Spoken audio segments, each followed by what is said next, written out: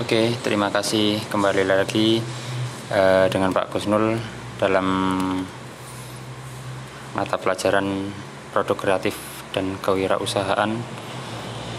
Baik, untuk sesi atau pelajaran kali ini materinya tentang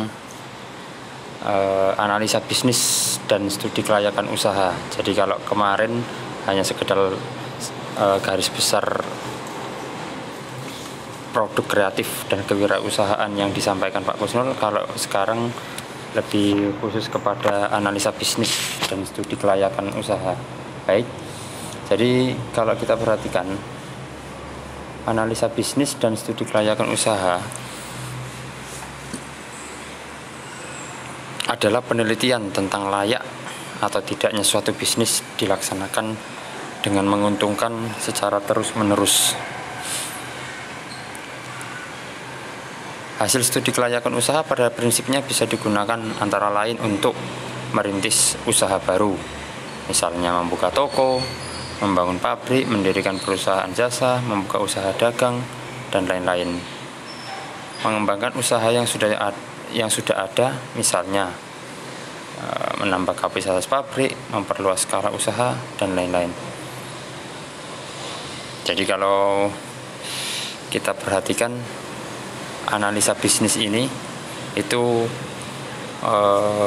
bentuk kepedulian kita terhadap diri kita sendiri, lingkungan bisnis kita.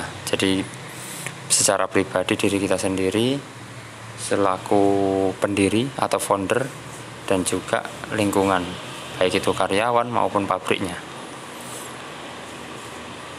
Kelayakan usaha artinya usaha kita layak tidak, pantas tidak bersaing dengan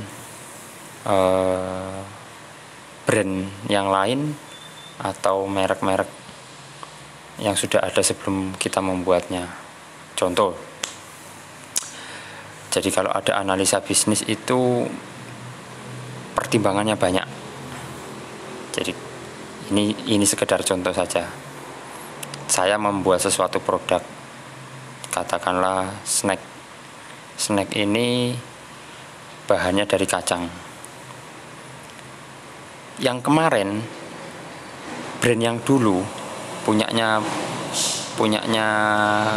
toko sebelah itu membuat kacang dengan rasanya hanya sekedar rasa original. Artinya cuman asin gitu aja. Nah, analisa bisnis kita menganalisa kebutuhan pasar.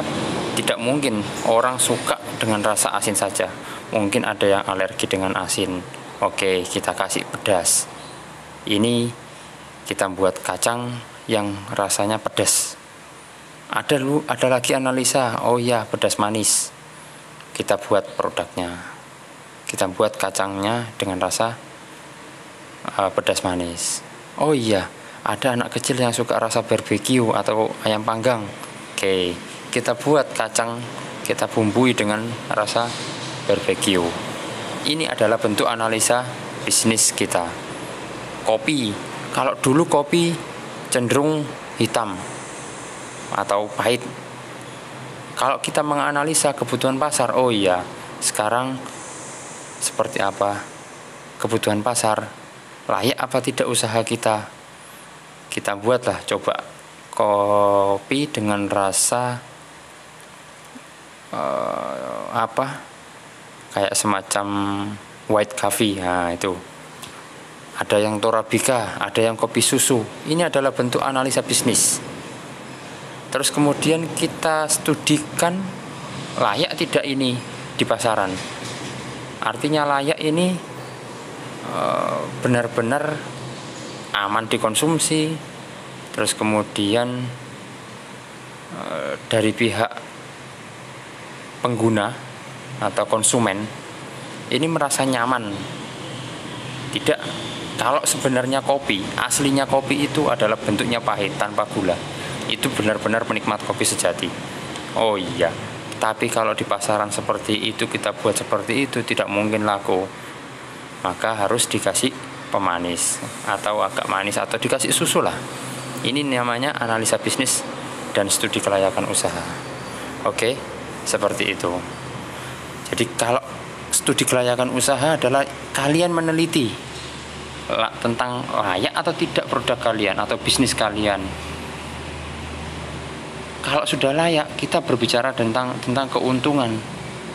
Kalau keuntungannya bisa terus-menerus berkelanjutan, maka kita pastikan usaha ini bisa untuk kedepannya lebih baik. Tapi kalau hanya sekedar memikirkan untung 1 tahun atau 2 tahun aja, sebaiknya tidak. Jadi analisa bisnis itu setiap tahun harus bisa lebih menguntungkan. Itu namanya studi kelayakan. Studi kelayakan usaha prinsipnya bisa digunakan antara lain merintis usaha baru. Jadi kalau kalian punya usaha baru atau founder awal lah, membuka toko atau membangun pabrik itu harus ada studi kelayakan usaha. Tidak jadi masalah kalian berkonsultasi dengan para senior yang sudah pernah merintis usaha yang terbilang sukses. Bisa juga kalian melihat analisa bisnisnya dari daerah kalian. Contoh, di daerah kalian belum ada apotek. Nah, ini sangat prospek ini untuk kita dirikan apotek atau usaha apapun bentuknya. Kita analisa dulu di daerah kita yang belum ada itu apa, dan kira-kira prospek sangat dibutuhkan oleh masyarakat atau lingkungan. Terus pangsa pasar kita, lihat pangsa pasar kita itu anak kecil, orang tua, ibu-ibu, atau pejalan kaki, atau siapapun dari semua kalangan, itu harus kita tahu. Itu namanya analisa analisa bisnis dan kelayakan usaha. Oke, seperti itu dari Pak Kusnul untuk materi produk kreatif dan kewirausahaan. Selanjutnya nanti di pertemuan berikutnya akan ada materi tentang memilih jenis usaha seperti apa yang cocok. Ini di nomor 3 ini. Tapi Pak Kusnul akan menjelaskan di pertemuan berikutnya.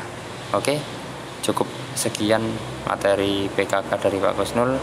Saya harapkan kalian paham dengan materi yang sudah disampaikan, meskipun sedikit tapi mengena. Terima kasih banyak. Selamat pagi. Assalamualaikum warahmatullahi wabarakatuh.